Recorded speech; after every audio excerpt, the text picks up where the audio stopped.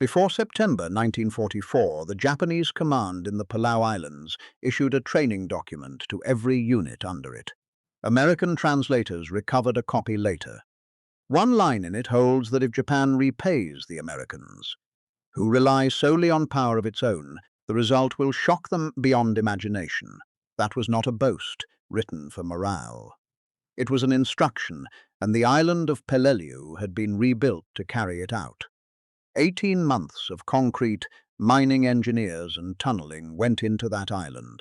The single most dangerous position on its landing beach lasted under 2 hours. The position had no name on any American map. The Marines who had to take it called it the Point. It was a coral promontory on the left of the landing beach, jutting maybe 25 yards into the water, and it was not marked as a strong point in the pre-invasion intelligence. Inside it were 2 40mm anti-boat guns and 6 25mm heavy machine guns, every one of them sighted to fire sideways down the length of the beach the 1st Marine Division was about to land on. Nobody knew they were there until the ramps went down. The unit sent to take it was Company K, 3rd Battalion, 1st Marines, of the 1st Marine Division. It landed in the first wave with 235 Marines and 12 attached men.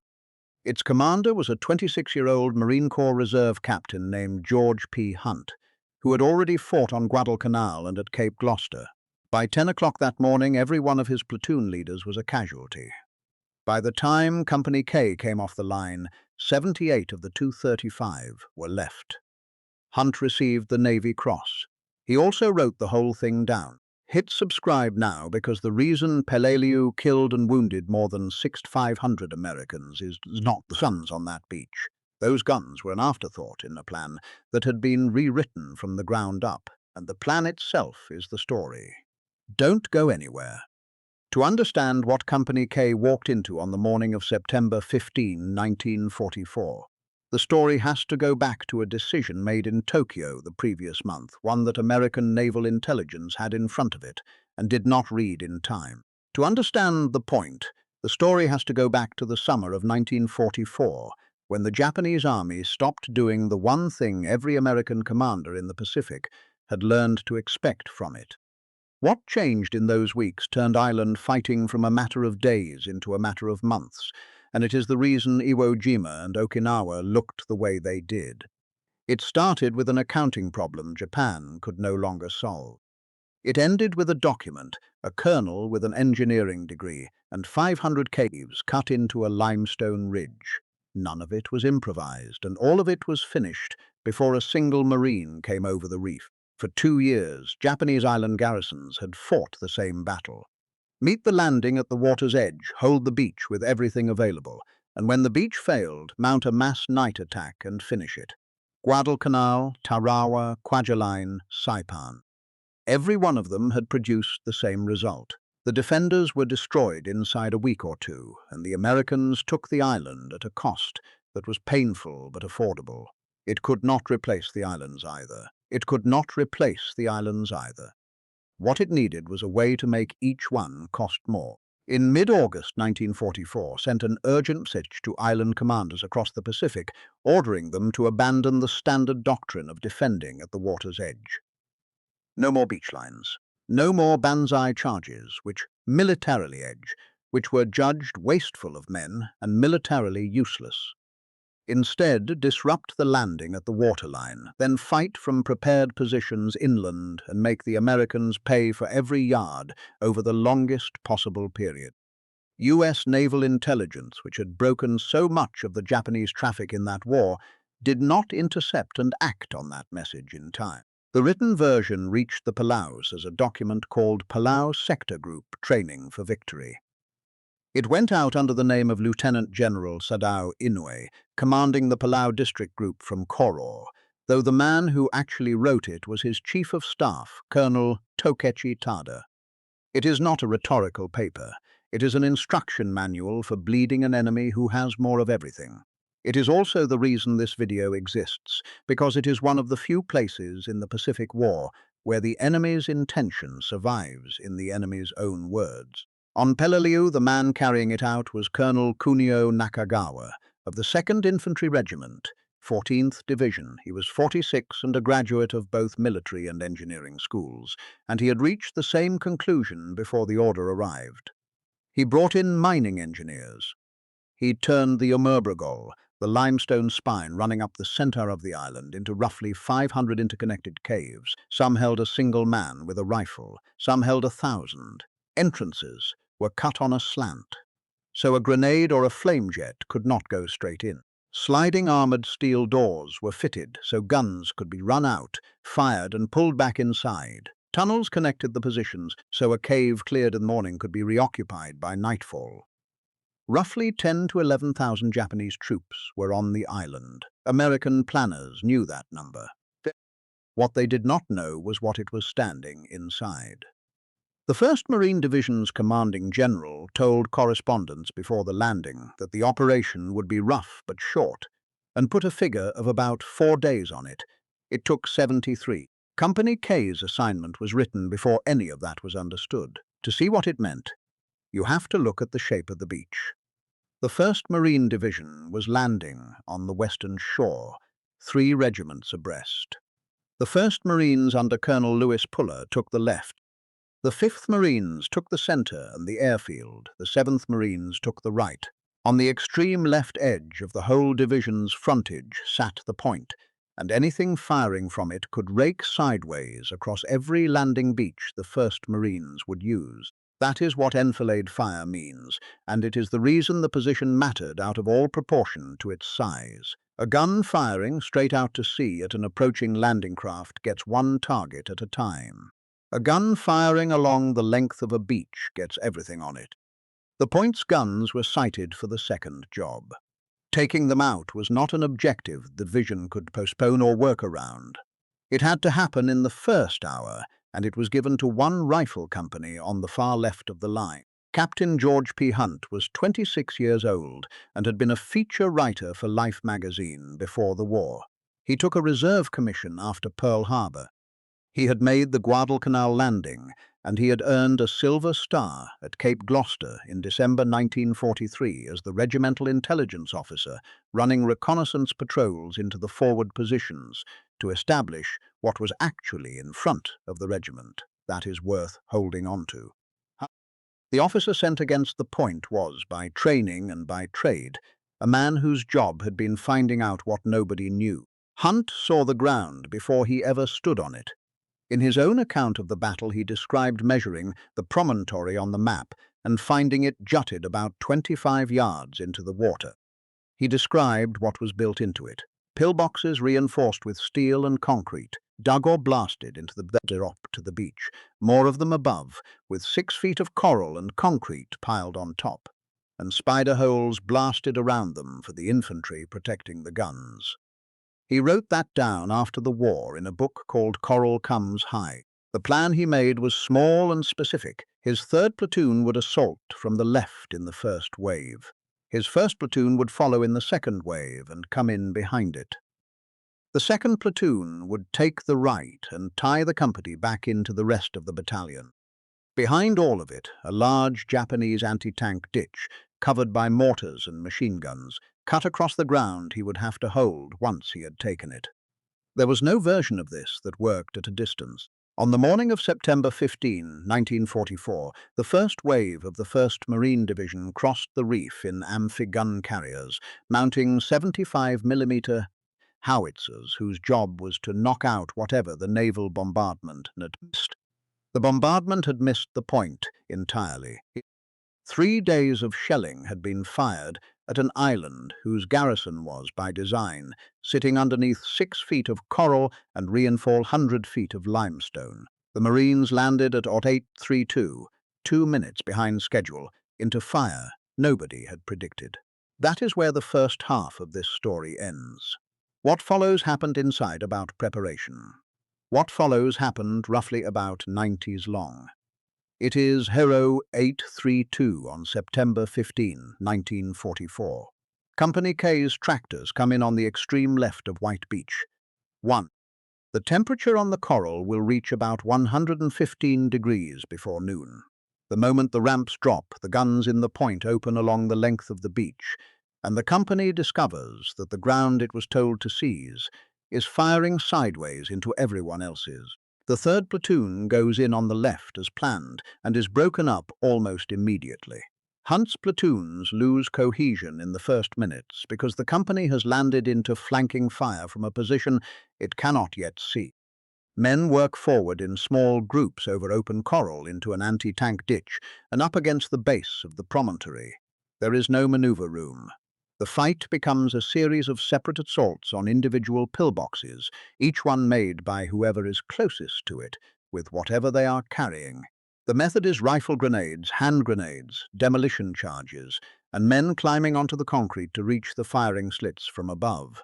5 reinforced concrete pillboxes are destroyed. Numerous smaller coral emplacements go with them. The Navy Cross citation for that morning states that over 100 of the enemy were killed at the point.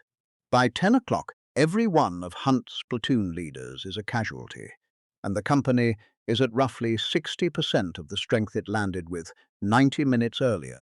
There is no artillery solution to this, and no armor that can reach it. The point is taken the only way it can be taken, one emplacement at a time, by men close enough to touch the concrete. But the guns are silent. The most dangerous position on the 1st Marine Division's landing beach, 18 months in the making, is out of the fight before mid-morning on the first day. 2 40mm anti-boat guns and 6 25mm heavy machine guns, sighted by professionals, protected by concrete and infantry, taken by 2 platoons of a rifle company that lost 40% of its self-doing. The plan the Palau document laid out worked everywhere else on that island for 73 days. On this one piece of coral, it failed inside 90 minutes, and it failed because a rifle company kept closing the distance after it had lost every officer leading a platoon. Then the second problem arrives. Company K is on the point, and Company K is alone on the point. The Japanese counterattack with supporting mortar fire and cut the company off from the rest of the 3rd Battalion. There is no physical contact with any friendly unit. There is no resupply. In 115-degree heat on bare coral, with no shade and no cover that was not built by the men they had just fought, Hunt's Marines run out of fresh water. This is the part of the story that most accounts skip past in a sentence. The Navy Cross citation is specific about what came next. Isolated from the rest of the battalion for a period of 26 hours, with 34 men remaining, Captain Hunt organized a defensive perimeter and held it against 3 separate Japanese counterattacks. 34 men. On a coral promontory 25 yards long, in the dark, in that heat, with the position they were defending being the one the enemy most needed back. By the accounts of the men who were there, the coral and the water in front of the point filled with the dead. It took a long time to get the numbers in this story right, because the sources genuinely disagree on how many of Company K were left and at which moment. If this is the kind of history you want more of, hit like, 1 like, nothing more. Here is what can be documented and where it differs. The company landed with 235 Marines and 12 attached men. The Navy Cross citation says 34 men were still with Hunt during the 26-hour isolation on the point itself. That figure comes from the official award record. It describes the men holding that specific piece of ground at that specific moment, not the company's total remaining strength. When Company K was finally relieved and came off the line, 78 of the original 235 remained. Some accounts put the number still able to carry a weapon at the very end of the regiment's time in the line, at 18. These are 3 different moments in the same fight, and they are often quoted as if they were the same number, which is where the confusion comes from. One further figure from the men who held that ground. They counted on the coral and in the water around the point, something over 400 additional Japanese dead. Company K was 1 rifle company on 1 flank on the first morning. What the rest of the island did to the rest of the division is the reason Peleliu is remembered the way it is. The 5th Marines reached the airfield by the afternoon of the first day. Then the division turned north into the Umurbrogol, into the 500 caves, and the schedule stopped meaning anything. Positions were cleared with flamethrowers and demolitions, and reoccupied through the same ground more than night. The Marines had to take some of the same ground more than once. The 1st Marine Division was relieved by the U.S. Army's 81st Infantry Division, the Wildcats, which finished the Umurbrogol. Marine casualties on Peleliu Pahom 6,052 killed, 5,057 wounded and 117 missing. The 81st Infantry Division added 1,393, of whom 208 were killed. Among the Marine casualties were 12 surgeons and 298 hospital corpsmen of the 1st Marine Division. 61 of the corpsmen died. Those are not support echelon numbers. Those are men who were forward in the ridges with the rifle companies, and a casualty rate like that among corpsmen tells you how close the fighting was and how long it went on. Peleliu cost the 1st Marine Division more than a third of its strength. The Japanese side ended on November 24, 1944. Prisoner testimony afterward described Colonel Nakagawa and Major General Kenjiro Murai sending the last of their men forward, burning the regimental colours, and taking their own lives. Organized resistance was declared over on November 27, 73 days after the landing. Of a garrison of 10 to 11,000, 302 prisoners were taken, and most of those were laborers rather than soldiers. The document written in the Palaus had said the Americans would be shocked beyond imagination, judged strictly on its own terms, and setting aside everything that should be said about the regime that produced it.